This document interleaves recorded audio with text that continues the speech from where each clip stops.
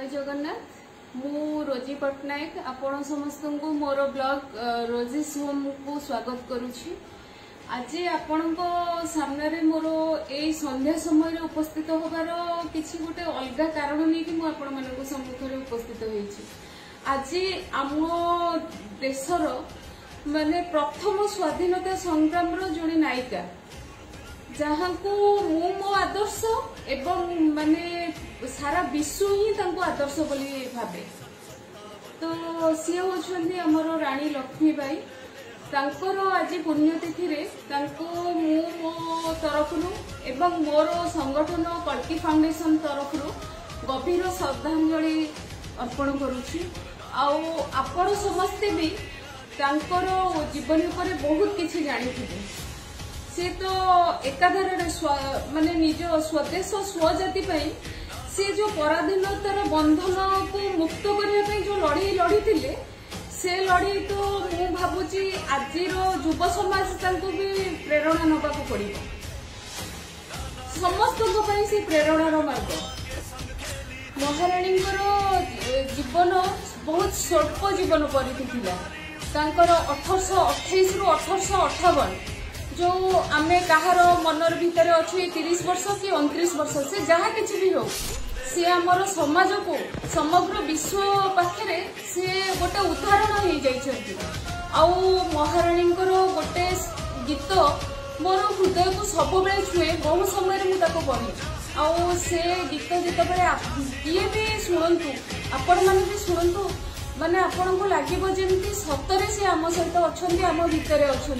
मु तो सब भौणी मान हाथ जोड़ी अनुरोध करी रानी लक्ष्मीबाई को आपण आपणकर आदर्श बोलिके ग्रहण करंतु।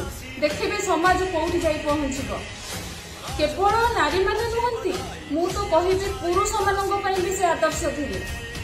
से कहा पई नथिले आपण निजे कहंतु 4 वर्ष बयसर होइतिले तांकर माता तांको छाड़ी के चली जाइतिले। से गोटे ब्राह्मण परिवार रे जन्म होइतिले। ब्राह्मण परिवार रे जन्म होइतिले। तांकर नाम मणिकर्णिका थिला। वाराणसी रो गोटे ब्राह्मण परिवार रे तांको सेतबेले से ब्राह्मण परिवार रो रक्षणशील परिवार रे जन्म होइतिले।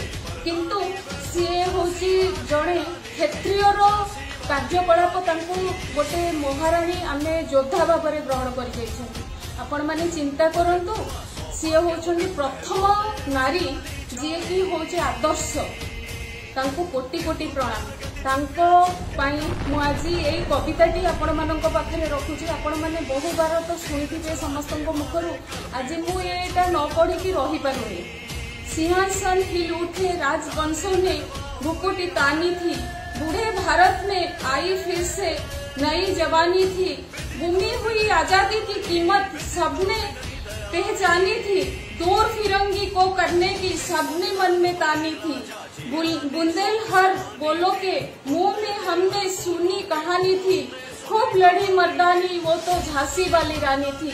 वो तो झांसी वाली रानी थी। आपण माने चिंता करंतु एभली आदर्श एभली महिला जदि आमर भारत वर्ष जन्म होइछन्ती आम पई आदर्श कहार आवश्यक। आपण समस्त भौणी मानक मु अनुरोध सब बेले करिबी जे आपण माने जदि केबे भी समय पाउछन्ती रानी लक्ष्मीबाईंकर चरित्र पढ़ंतु एवं निजर पिला मानक तांकर चरित्र उपरे निश्चित रूपे किछि ना किछि सुनांतु। निश्चित रूपे देखिबे आपणकर से कोमल शिशुटी कौन है पहुंचब आ कौन भाव से समाज को उदाहरण है ठिया हेब आपण माने निजे सेतबेले बुझी परिबे। आज मु पुणी थरे रोजी पट्टनायक एवं मोर संगठन कल्की फाउंडेशन तरफरु तांको भक्तिपूत श्रद्धांजलि जणाउछि।